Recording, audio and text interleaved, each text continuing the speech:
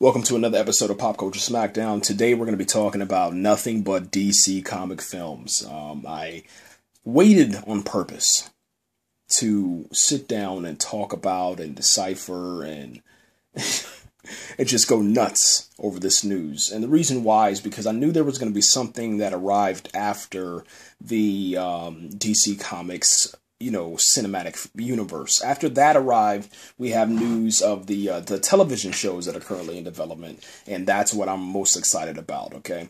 Let me go ahead and just start with just the names, and then after that, we'll go into detail and stuff like that. So, here we go. So, we'll start with the television side, and then after that, we'll switch over and talk about the cinematic universe side, alright? On television right now, you have Arrow, The Flash, Gotham, Constantine. Well, if everything goes according to plan, we'll have Supergirl, and then we'll add on to that Krypton. Yeah, I'm excited too. I mean, with Supergirl and Krypton, we're getting two Superman shows. Even if they're not going to go in the direction that we think they are, obviously with, showing Superman, it's still good news, man, because I've been missing Smallville, okay? So, the cinematic universe, this is what we got going on right now. This is the entire cinematic universe, and it's a lot of shows, so just bear with me. Batman v Superman: Dawn of Justice. That's on March 25th, 2016. Followed by Suicide Squad, August 5th, 2016. Wonder Woman, June 23rd, 2017. Justice League, November 17th, 2017.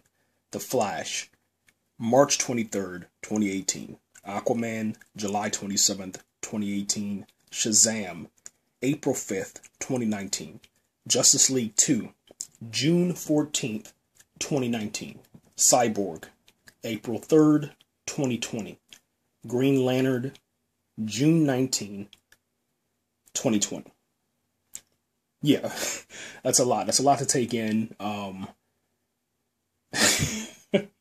We just gotta, as DC Comics fans, you have to, first off, you trust in Zack Snyder. You applaud just the bold move that they did, announcing all of these films. We know that we got started in 2013 with Man of Steel, and then we've been patiently waiting for Batman v Superman to arrive, and we're still, 2 years off. And it's it's just crazy to try to think about all of that.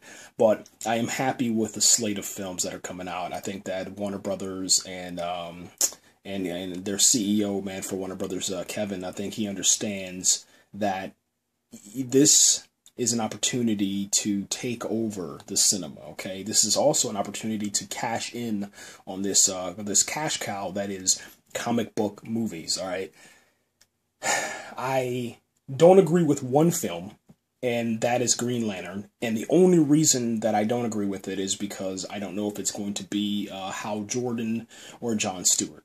If it's Hal Jordan, I don't agree with it.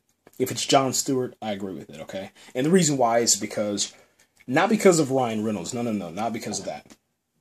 It's just that there needs to be more diversity inside of the comic book movies, and it's becoming more apparent, man. Right now we have, I think, 3. Yeah, you have Falcon, you have Nick Fury, and then you have the upcoming Black Panther film. That's 3 black superheroes. You have no diversity as far as Latinos, Mexicans, Indians. You have nothing, no other racial demographic out there. And so I think it's important that you switch it up, man. There's a Green Lantern out there that I think is a Muslim Green Lantern. I think he came out in like 2000 maybe 11, maybe 12, something like that. Maybe even 13. I don't know, but I know that he's new, and they should think about that too. Just expanding the universe, man. The same way they did with Wonder Woman. They did the casting outside of the normality, which is just Caucasian actors, man. And that's what needs to happen, man. That is what needs to happen. I was really happy to see Black Panther get its film. I think the date comes before Cyborg, which is going to be very interesting because the whole premise of this is, the first one out the gate is usually the one that wins. Sometimes, you lose. But usually the first one out the gate, that's the standard. And then after that, you have to either,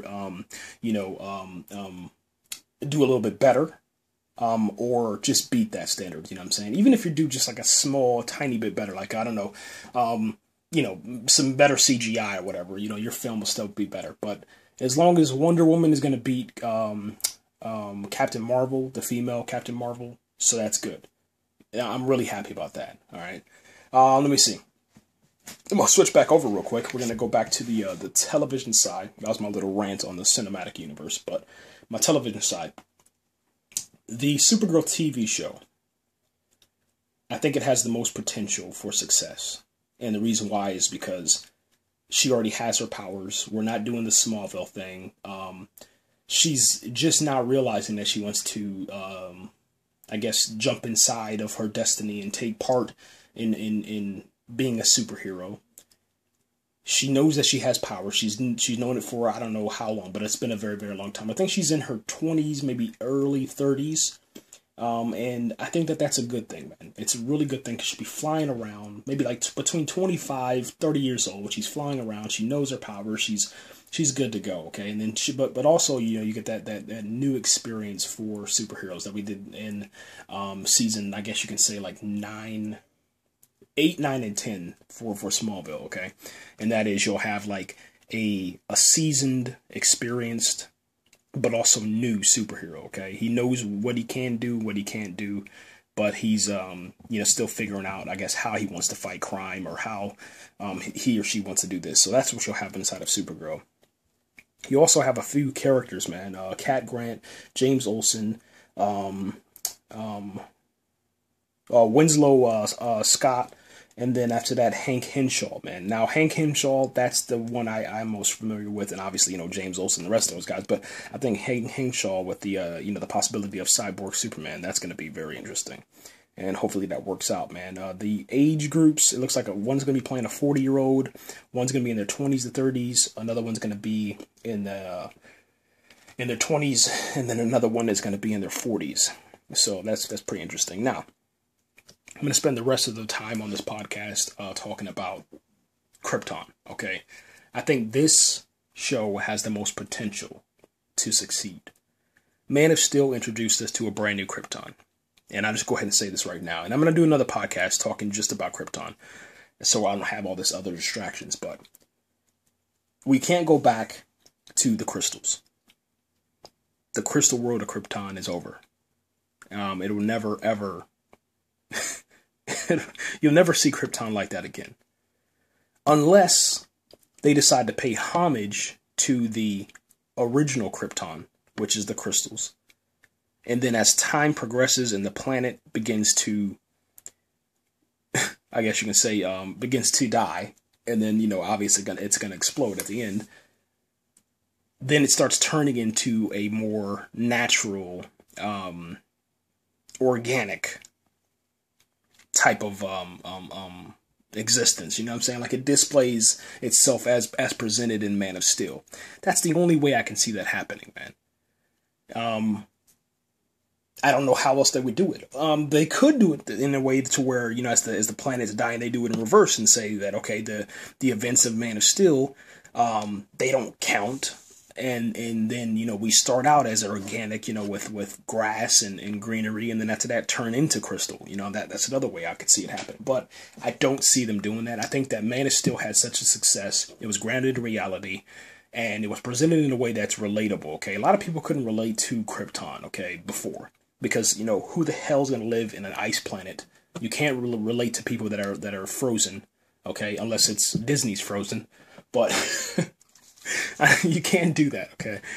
Now, if they do move ahead with this show, which I'm pretty sure it will move ahead with, because David S. Goyer is producing, writing this bad boy, you just got to make sure that if there's an opportunity for Russell Crowe and for Michael Shannon to actually, you know, come back and play Zor-El and General Zod, that you do that.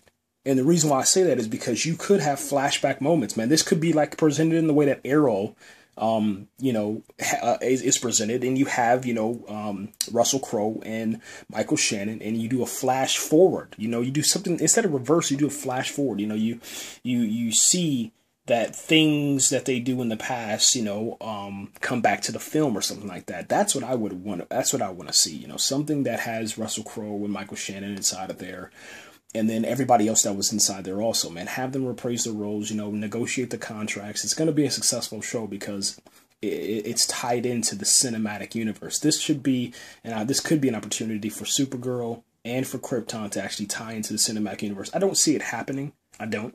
I think it's going to be a cheap show, produced because obviously money is always the issue. But this is just an opportunity for them to do that. I'm very excited about what DC Comics has coming up. I'm not really excited too much about Marvel. The only thing I'm excited about is Black Panther. And then obviously, finishing out this Avengers thing. I've been waiting for the Infinity Gems to arrive, and they're finally here, okay? I don't know anything about no Civil War. I mean, I remember reading it. I'm not really interested in all that. I don't care about Avengers fighting Avengers. I don't care about that at all.